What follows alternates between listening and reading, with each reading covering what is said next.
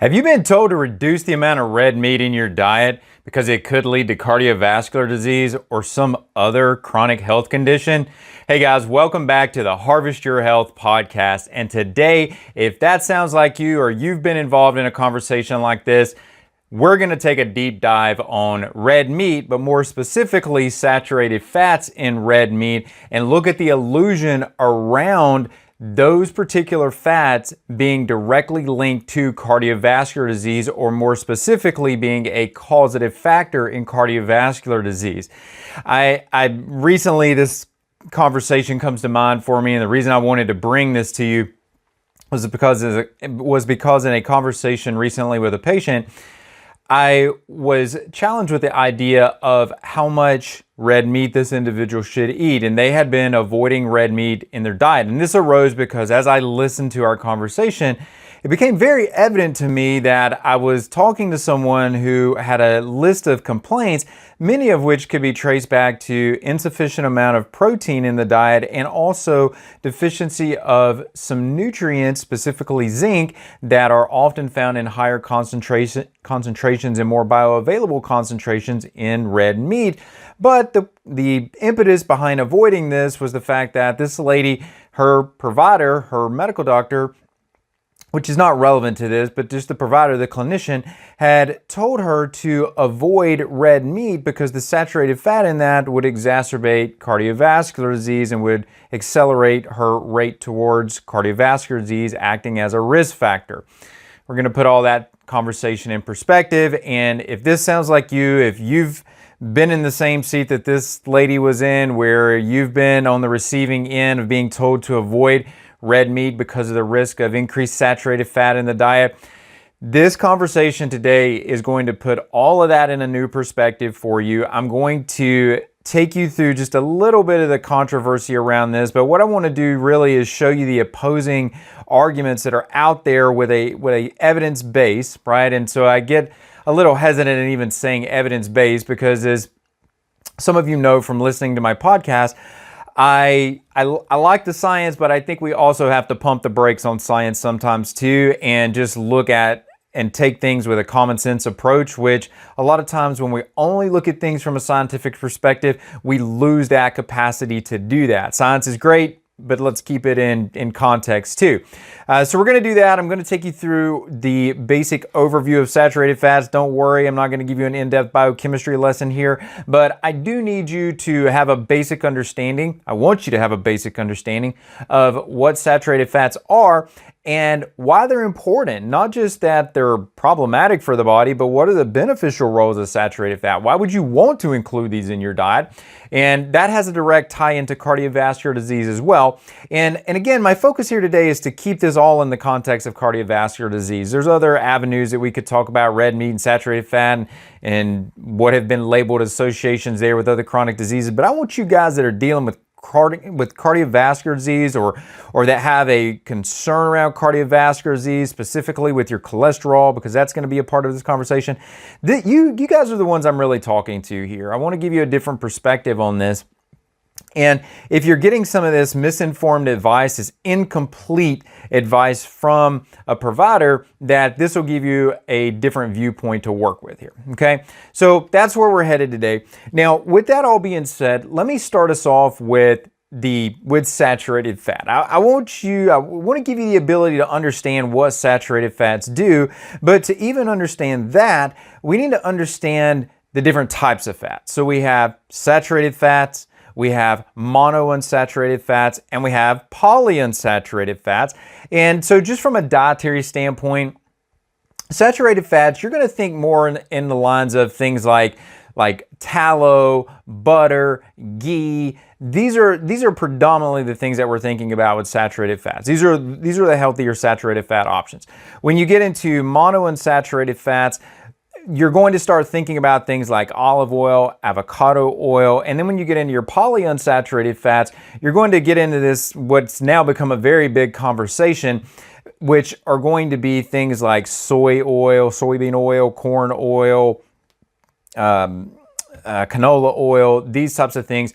But one of the things that's left out of this conversation is that none of those in any of the categories that I just mentioned are absolute only the fat that are in that category. So for example, when we talk about butter, I mentioned butter as a saturated fat. It's mostly saturated fat, but it's not all saturated fat.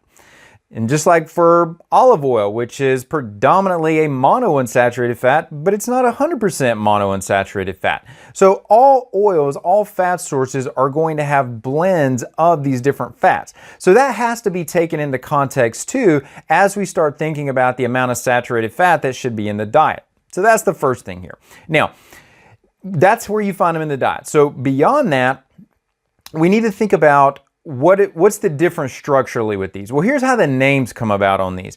When you have a saturated fat means that it is saturated with hydrogen. The length of carbons that make up the basis of that fat, the backbone of that fat, they have hydrogens attached to them at every possible point. So that's a saturated fat.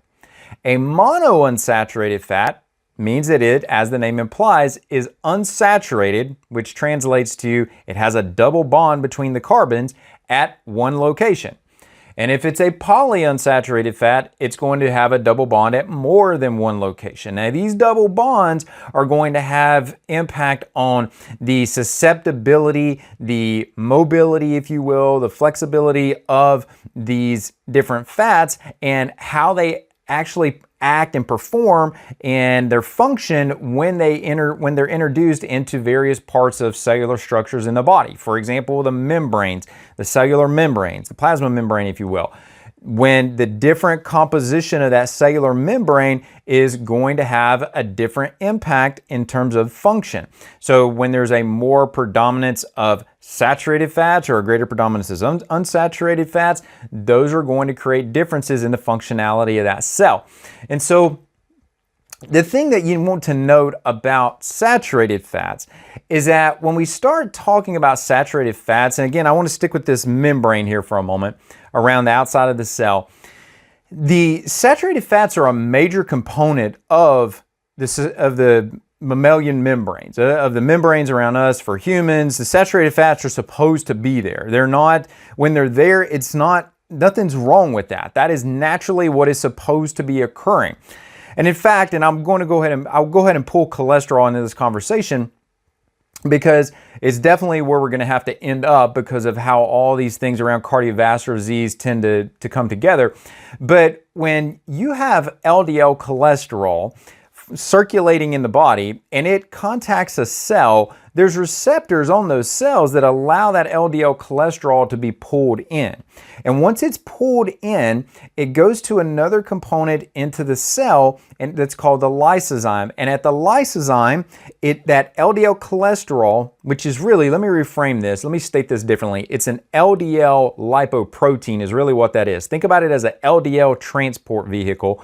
But it mobilizes cholesterol. And so when it goes into the cell, it goes into that lysozyme, that cholesterol is released. And when that cholesterol is released, that goes into the cell membranes, and it can also come back out of the cell membrane and go in what's known as the endoplasmic reticulum. But the thing about this is that all cells are producing cholesterol. And I know I'm blending saturated fats and cholesterol, so just stick with me for a minute. But all cells produce cholesterol, but when that endoplasmic reticulum, when that specific part of that cell gets to the point where it recognizes that there's greater than about 5% concentration of cholesterol, when it's above this 5% range, it stops making cholesterol. And so you don't have to have that much cholesterol circulating before your cells say, you know what, we don't need to produce any more cholesterol. We have enough. So the point of this is that there's an inherent regulatory mechanism here. So the point is that when you're eating the saturated fat, and I'll show you here how that can increase the LDL cholesterol. But what the body in turn does is within the cell, and note that there is a difference between outside of the cell and inside of the cell, right? So these are two different compartments within the body, and many times we directly see, for example, on a blood test, we make an assumption that what we see on a blood test outside of the cell is exactly the same thing that's going on inside of the cell, and that's not the case. You could have that higher LDL concentration in the blood, but your cells can bring that level back down and stop producing cholesterol when they recognize that there's more circulating in the system. So that's one thing here, okay? Now, I want us to bring out what I tend to think is probably the most important part about the difference between saturated fats and the monounsaturated fats, and really between the polyunsaturated fats, right? So there's the biggest difference between the saturated and the polyunsaturated here. And this is where we come down to this conversation around stability. And when you have a saturated fats are very stable. And what that means is, when we think about oxidation is, this is the example I use a lot of times in conversations with patients, is that when you look at rust is oxidation of iron. So it's changing structure, it's damaging that structure, if you will. Well, oxidation occurs within our body, but that oxidation process can damage various tissues throughout the body. It can damage cholesterol. So for example, we have something called oxidized LDL cholesterol. But when you look at these saturated fats are more resistant to that oxidation because they don't have the double bonds in there. When you start introducing these double bonds in, like you find with polyunsaturated fats, just unsaturated fats in general, everywhere that double bond exists, that fat is more susceptible. So we want to be able to reduce the damage, what's known as lipid peroxidation. We want to reduce that oxidative insult against the cells, and the greater the availability of saturated fats, the better that we can do that. Now, I'm going to come to a point here very quickly where we can talk about how the body regulates some of this, because we're led to believe that as you eat more saturated fats, the percentage of saturated fats in the body just keeps escalating higher and higher and higher and higher, and that's not the case either. There's logically, and with the innate responses in the body's self-governing, there's ways to counter that so that we don't have that overaccumulation of one fat, like a saturated fat here, but we can also decrease that level when we need to. So point being on this is that having saturated fats in your body, make sure your cell membranes and other tissues that have that fatty, that incorporate that saturated fat, it makes them more resistant to this oxidation that I was talking about, which when you look at chronic disease, regardless of what chronic disease we're talking about, here we're focusing on cardiovascular disease, but if we were talking about this in the context of, say, diabetes, neurodegenerative condition, you can talk about this with cancer, literally any chronic disease, autoimmune conditions, oxidation is going to play a hand in all of those. So being able to mitigate and offset the negative effects of oxidation against our cells, that's important. We want to be able to do that. Now, I said that there's a self-governing mechanism here, okay? And that self-governing mechanism, one of them are enzymes that allow us to interconvert our saturated fats to monounsaturated fats. So I won't dive deep into this, but we have a group of enzymes called desaturase enzymes that can literally take a saturated fat and convert it over to a monounsaturated fat. So an example of this would be, if you're into looking at the names of some of these different fats, stearic acid which is an 18 carbon fat, being able to go to oleic acid.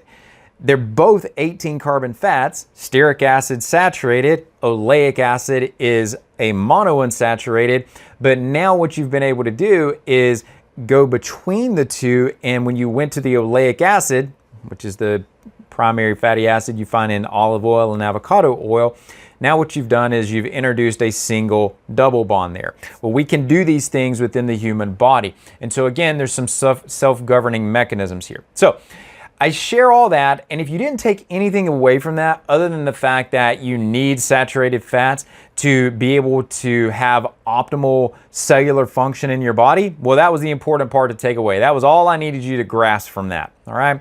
Now, All of that being said, we're also led, when we hear this conversation around reducing saturated fats, we're led to believe that there is a single saturated fat. There's multiple saturated fats. And I'm going to focus on two here because these are the two that are most talked about. I already mentioned one of these is stearic acid. But what we have to appreciate here is that because there are multiple different saturated fats, we can't lump all of those saturated fats into the same category in regards to the health effects that they're going to have. There's going to be differences in their health effects. So your longer saturated fats are going to have different effects than your shorter saturated fats. And we even see differences in, you may have heard terms like short chain fatty acid and medium chain fatty acid, and we also predominantly from the diet we get long chain fatty acids. But these all have different impacts, especially as it relates to cardiovascular disease. So let me give you an example. So take a look here, and what you'll see is that we'll start off with two saturated fats. The first one is palmitic acid. This is 16 carbons in length, and the second one is going to be stearic acid. This is 18 carbons in length.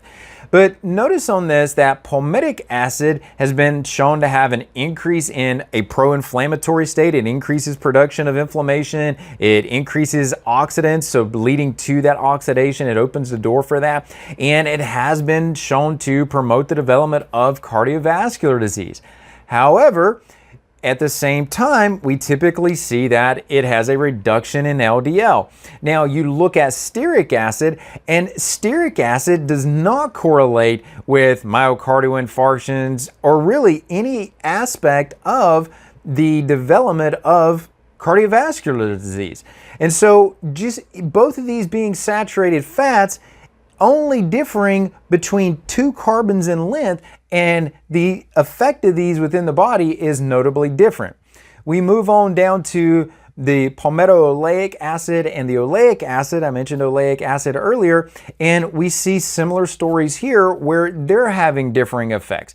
And so my point in this part of our conversation is that when you hear this term saturated fat, the next question should be, well, what saturated fat are we specifically talking about in the diet? And then because these fats present within a food source together, there's not just simply one type of fat in a food source.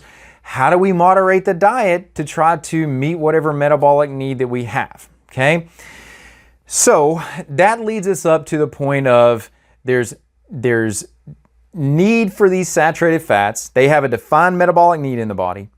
They differ among different types of saturated fats. Okay, so that leads us into question. And now we get into this idea of, here's the assertion behind everything we hear with saturated fats. And this is where we're going to start to really chip away at this position, okay? At this saturated fat is a driver of cardiovascular disease. Here's how that theory works. And this is what's been proposed or discussed as the lipid hypothesis or the cholesterol hypothesis. You'll hear that terminology presented the same way. It means the same thing. But the point on this is that saturated fats increase LDL, and LDL is a cause of cardiovascular disease. Now, there's many problems with what I just said, but that's the working model that the lipid hypothesis or cholesterol hypothesis, however you want to say that, that's the working model that it operates under. And there's a lot of holes in this theory. So what I want to do is take you through what has become the basis of the assumptions that there are problems with increased consumption of red meat and, as a result, saturated fats. This is all the basis for that. And let me take you through how all of this started, because it's really intriguing as I look back on the historical aspect of this, how all this began. Once we really looked at this whole lipid hypothesis should have been shut down from the outset. And so what we see is that early on, then, that the way that this all evolved was through studies that were done on herbivores. So some of you listening to this may be familiar with a doctor named Ancel Keys. We're going to get to Ancel Keys, and that's usually the starting point in a lot of these conversations. But this notion that cholesterol from saturated fats, the rise in cholesterol from saturated fats was a driving factor, actually began well before Ansel Keys. Ansel Keys was in the 50s and 60s, 1950s, 1960s. Guys, we're going to go all the way back here to 1856. And 1856 was when there was the first observation of cholesterol in the arteries that potentially could be a problem. Okay, I say potentially.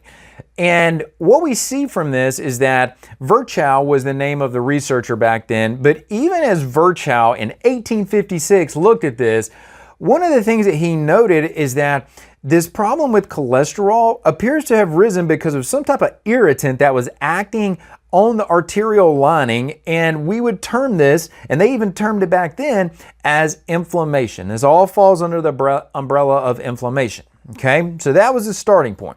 Now you move ahead, and we're in 1908, 1909 is where we're at, and a gentleman named Ignatowski did experiments with rabbits. And what Ignatowski did was feed rabbits meat, eggs, milk. So foods that would be part of a carnivore diet, right?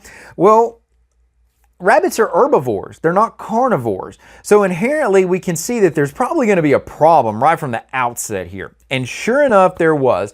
But what was noted by Ignatowski and those that followed him is that when you, and they even did this when they purified cholesterol from some of these food sources, is that they noticed that there were lipid lesions in the arteries of these animals. But what they didn't see is that even though these lipid lesions, these cholesterol lesions existed, there wasn't this initial inflammatory insult that you tended to see with a individual with true cardiovascular disease, right? But nonetheless, when we look at how all this played out, when you gave these herbivores this carnivore diet and you saw that the extrapolation was we introduced saturated fat, and the saturated fat led to the deposition of cholesterol and atheromas, the atherosclerotic plaques in these animals, that there must be a connection here between the two. And so that was translated into and made the false assumption, and it's a very common false assumption, is that they drew a conclusion from an animal study. These herbivores, humans, can have an herbivorous diet, but we're not herbivores, we're omnivores. So we can choose which direction we want to go. So inherently there is a difference there. It is acceptable for us to eat meat. Hence the whole reason we're having this conversation, right? Now, fast forward, that's taking you from 1908 to 1909, and now we get up to in the 1950s, and this is the conversation of Ansel Keys, right? And so one of the things that we notice that, granted, let me sidestep here for a second. When you look at cardiovascular disease is still the number one killer in the country, in the United States, right? But that hasn't always been the case. And so there's some important trends that we need to look at here, is that technically the amount of saturated fat has either stayed the same or decreased, and yet we've seen a rise in cardiovascular disease. So that in and of itself says that we're not on the right track in terms of causative factors here. We'll come back to what those causative factors are, because I'm going to take you through initiation and progression of cardiovascular disease too, in relation to all these things that we're talking about. So nonetheless, Ansel Keys, 1950s, does what's known as the 7-country studies, and from this, it is heralded that as he's made these observations that in these various populations, that when they increased their saturated fat intake, that they saw an increase in cardiovascular disease, and that was heralded as absolute proof, that definitive proof that there is a connection between increased saturated fat in the diet and cardiovascular disease. Listen, and this played out to the point that in 1961, I think this was in January, if I remember right, January 13th of 1961, Time Magazine even called Ansel Keys Mr. Cholesterol because of this 7-country study. But there were a couple of problems that didn't get the same type of publication. So there were 2 follow-up studies. There was one where the one study group was given something called the prudent diet, and Ultimately, what was found out is that this prudent diet, which was lower saturated fat, that turns out they didn't perform any better in their cholesterol measurements than the control group did. All right, then there was another study that took place after that, where Ansel Keys was the researcher here. And literally, I want to read this to you because this is what was forced to admit, what he was forced to admit, and this is his verbiage, directly after it was realized that taking the saturated fat down wasn't making a difference. There was no difference from the control group, which also illustrates this self-regulation aspect of human physiology. But here's what he noted directly out of his own mouth. There's no connection whatsoever between cholesterol in food and cholesterol in blood. And we've known that all along. Cholesterol in the diet doesn't matter at all unless you happen to be a chicken or a rabbit. Chickens or rabbits are not the ones listening to this podcast right now. So what was noted here as other people started to question this and they looked at it more, is that his 7-country study was actually a 22-country study. And what he did was he selected the 7 countries that fit the narrative that he wanted to create. And therefore, as a result of that, we saw the rise in this paradigm that saturated fat was a driving factor of cardiovascular disease, and numerous entities jumped on the bandwagon, not just in the healthcare space, but outside of the healthcare space. They jumped on the bandwagon and they ran with this. And what I find so interesting was a comment by a gentleman named Russell Smith. Russell Smith was a statistician. And Russell Smith, among many things that he said about this after reviewing a lot of this information around saturated fats and cardiovascular disease, he said, in summary, the diet coronary heart disease relationship reported for the 7-country study cannot be taken seriously by the objective and critical scientists.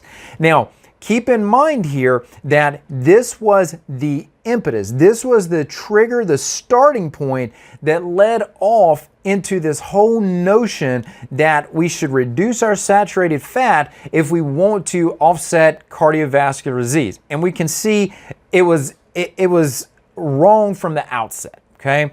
And there were many other studies that have come along since this that have been really large studies that have validated this. The MR-FIT study, the Framingham Project, these are all big names if you've heard about any of these. But where I want to take you with this, and what I think is probably the absolute most important thing to note here, is that we talk about saturated fat, or saturated fat is talked about as if it is the cause of cardiovascular disease. And as we have to appreciate, this is, I mentioned this in a prior podcast, this is what's known as Occam's razor, where we try to narrow down a conversation and a causative factor to the most simplistic thing, when in reality, what we see is that it's a multifactorial situation. And that's generally the case in most scenarios. And so cardiovascular disease is no exception to that. There's not a single cause for cardiovascular disease. It's a multitude of things that are playing into what the drivers are. And you still have to have some type of subclinical inflammation that kicks this off. So this is the difference between initiation and progression. When we talk about cholesterol and where cholesterol fits into this whole cardiovascular disease paradigm, it is in the progression phase of the disease. It's not in the initiation phase of the disease.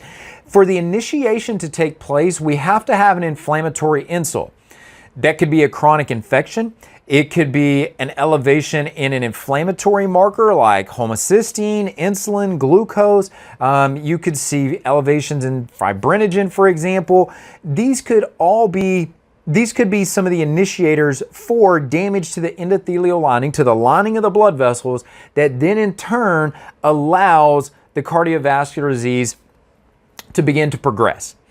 Now, I want to contrast this to you. I want to put this in a completely different context for a minute, just so you have an understanding of how cardiovascular disease is not based on one single thing. the elevation of LDL cholesterol, even if you have it, even if it was as big of a factor as it has been promoted to be, why it still would not be the causative factor, okay? So let's look at stress for a minute. Now, if you just stop and think about this, we can probably quickly see, we can rationalize that stress, it can be a driver of cardiovascular disease. Well, if I need to make that more tangible for you, let me give you a few ways in which that it can do that. So as stress increases, we also can see that there's an increase in homocysteine, C-reactive protein, fibrinogen, and these other markers of inflammation that also increase coagulation. We can see that increase in stress can cause coronary vasoconstriction, so it'll cause that blood vessel diameter to decrease. We can see spasms associated with this and platelet adhesions. The platelets begin to stick together. So we talk about anticoagulants, right? And so that's the opposite of platelets sticking together here. And then we can see that many of the factors associated with metabolic syndrome, visceral adiposity, so fat in and around our organs, insulin resistance, diabetes, all these things that have links to cardiovascular disease, those things are all exacerbated by stress. And when you think about someone, like if you think about a type A personality, or like we all know type A personalities, type A personality would be a high stress personality. And those individuals that don't do something, that are of a type A personality, that don't do something to balance that stress, are indeed more prone to cardiovascular accidents. That has been documented over and over in the literature. So just looking at stress as a causative factor, we can easily see that stress could be just as real of a factor here as anything related to LDL cholesterol and saturated fats, okay? So that's really the point I wanted to make in terms of looking at this whole notion around the diet, heart, hypothesis that saturated fats are a causative factor here. This is what's known as, I'll mention this again, the lipid hypothesis, or the LDL, or not the LDL, the lipid hypothesis or the cholesterol hypothesis, okay? Okay, so hopefully that gives you a different historical picture to look at here. Now, there's a few other things that I want to think about with you, or want you to think about with me here, that should be additional considerations anytime this conversation comes up. The first of which is that when we look at the sort of what I was just talking about here, just dovetailing off of these different metabolic states, individuals in different stages of different diseases are going to have different results from their diet. Even from the same dietary, two people in different states of health can have the same diet and have different impacts from that. A person with optimal metabolic health can get away with more carbohydrates and saturated fats, maybe so, than a person with a dysmetabolic state or an unhealthy metabolic state. Right? So we can't lump everybody into the same category, which means that these universal recommendations for avoidance of a category of fats, or keeping a category of fats below a certain threshold as a universal recommendation, well, frankly, it doesn't work, because we're not all the same and we're not all going to act the same and react the same, okay? The food matrix is the next thing you have to think about here. I alluded to this when we talk about, or when I talked about the different types of fats. So for example, when you look at tallow or butter or ghee as a saturated fat, not every fatty acid in that fat is a saturated fatty acid. There's monounsaturated fatty acids in there. There's even a small percentage of polyunsaturated fatty acids in there.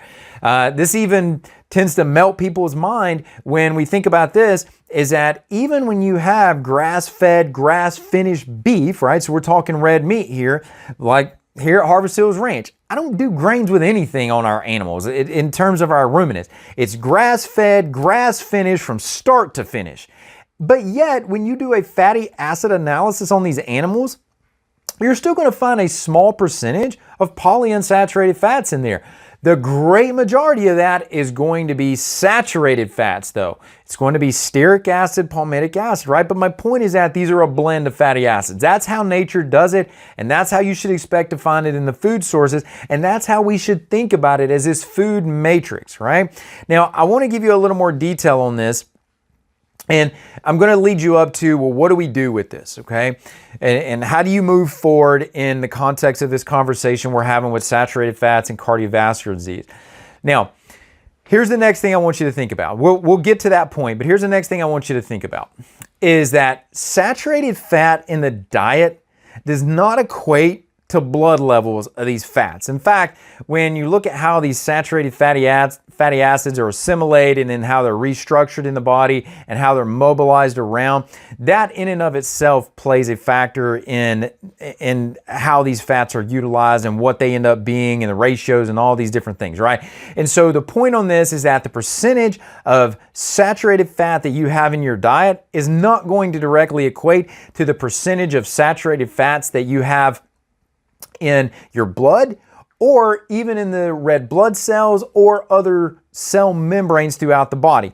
And we can see this, and I do see this with patients when I look at omega-3 status with them, but also looking at a complete assessment of their fatty acids as a part of that, is that they can significantly increase their saturated fatty acid intake, but you may not see the same increase percentage-wise based on what they've been doing with their diet. Their diet may have been 100% on point with the changes, but we may see that that there's not a direct correlation. In fact, that's generally what we see, is that there's not a direct correlation.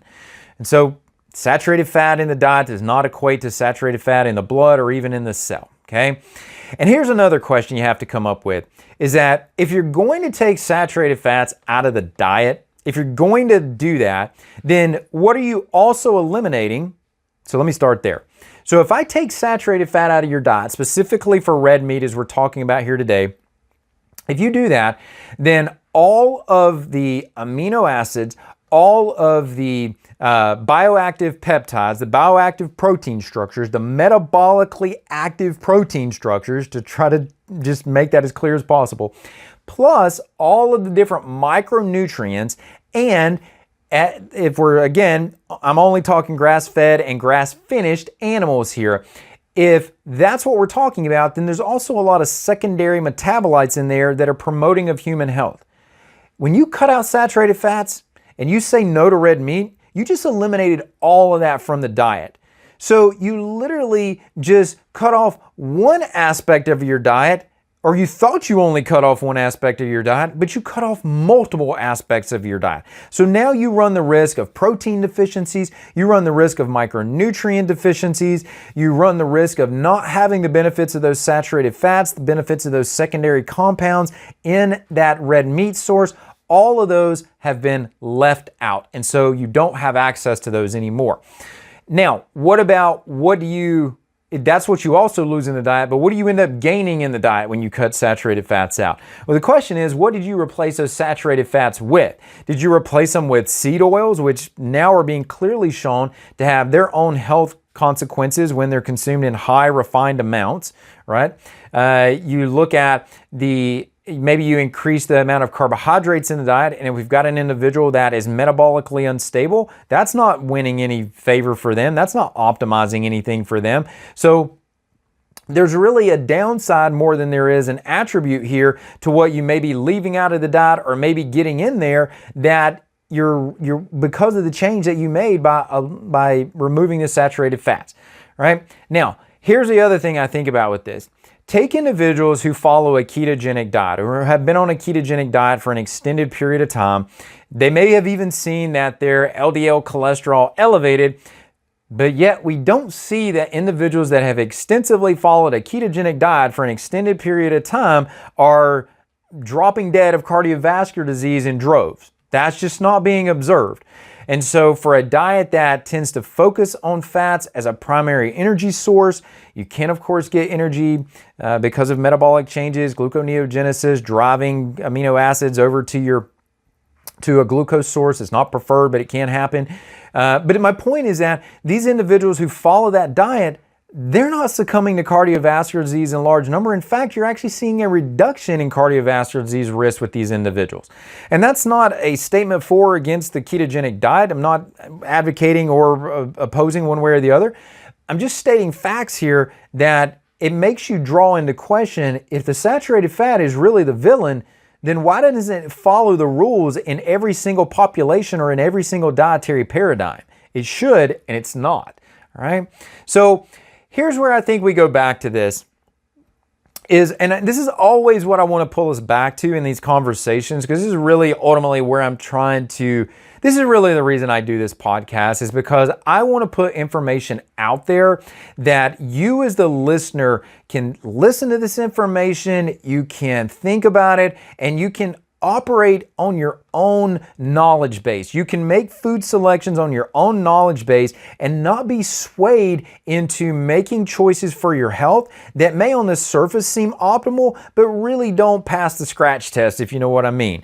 They really don't follow the wisdom of years gone by, which is many times what I tend to lean back on, because as I reflect back about the conclusions that I come to when I do this research, and as I've done this research and work over the last 20 plus years now, as I look back at the conclusions that I come to, what I find many times is that the historical view is often similar, if not identical, to the conclusion that I draw. The way that our forefathers ate is many times an inherently wise way of eating. It's a lot of times what we've done to the foods that become the problem. And let me give you a consideration to think about here.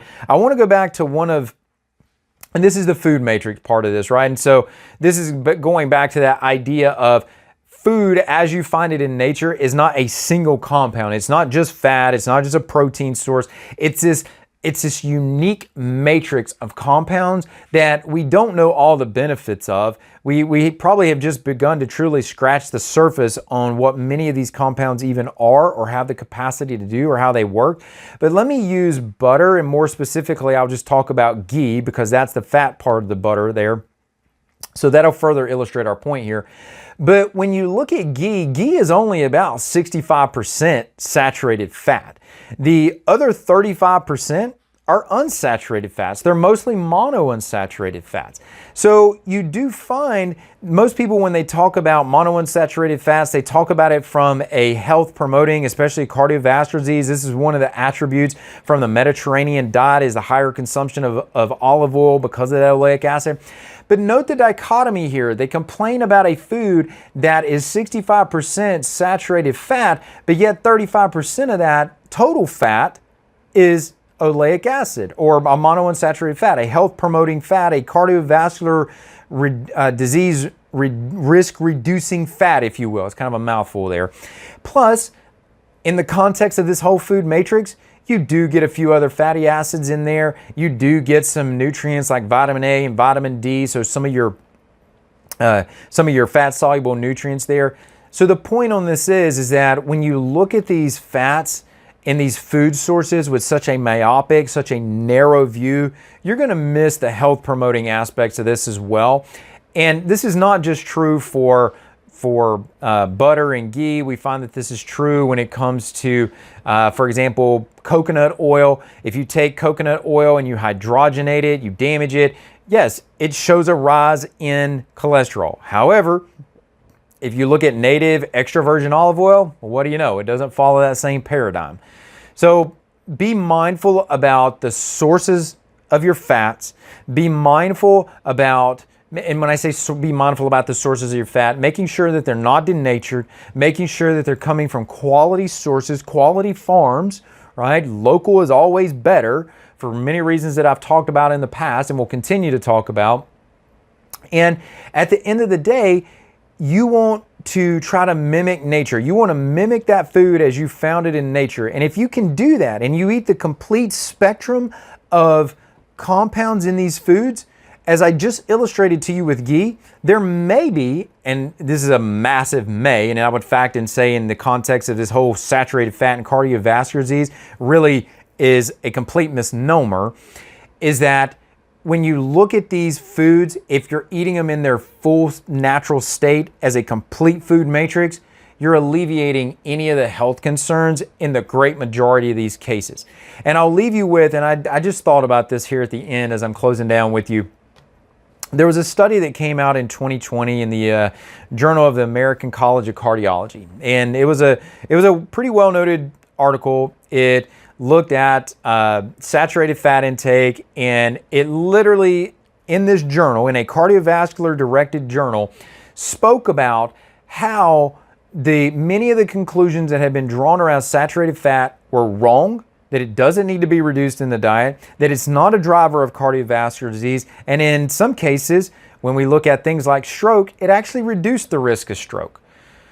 So maybe some of that's going back to the stability of the saturated fats and how it actually improves stability on certain cell membranes, making some of these cell membranes less susceptible. So I know I've given you a lot here today. I've thrown a lot at you, but I really wanted to make this point. This is a conversation that just doesn't want to die, and that's fine. We need scientific debate, but I also think we need to be fair in how we're looking at this and not dogmatic. And that is my concern, is that we have become very dogmatic. Certainly not me, but the scientific community and many providers out there have become very dogmatic that you need to reduce saturated fat because that's going to drive up your LDL and that's going to cause cardiovascular disease. And the problem with that is that LDL is not a causative factor. It's not an initiator. It is a part of the progression, and it's not the underlying causative factor. So there's many problems with this whole argument. And again, that LDL cholesterol in the diet doesn't translate to LDL cholesterol within the blood or within the cells. So I'll leave you on those points and just always take you back to what we do at Harvest Hills Ranch, what I do out here at the ranch. We're trying to mimic nature. I don't avoid saturated fat in my diet. I consume saturated fat from our red meat sources, from the beef that we raise, from the venison that I hunt, and from the dairy that we produce here on farm. I'm not running from saturated fat. And if anything, I would say I have seen nothing but benefits from having that in my diet. And that may be a biased opinion, but I'll acknowledge that, is that it may be a biased opinion, but it's not going to change the position that I have, and the fact that I think that this should be a part of most people's diets and we should stop trying to avoid it. So all of that being said today, guys, I hope you find this information helpful. I hope this challenges some of your thought process out there, and I hope that you find this information of a nature that you can share with others out there to get them thinking. If you're trying to help move some individuals off the fence about saturated fats, share this information with them.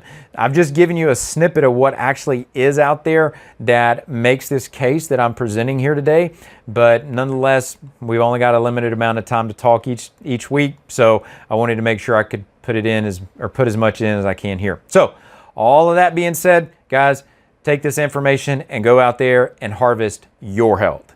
Until next week, I'll see you soon. Take care.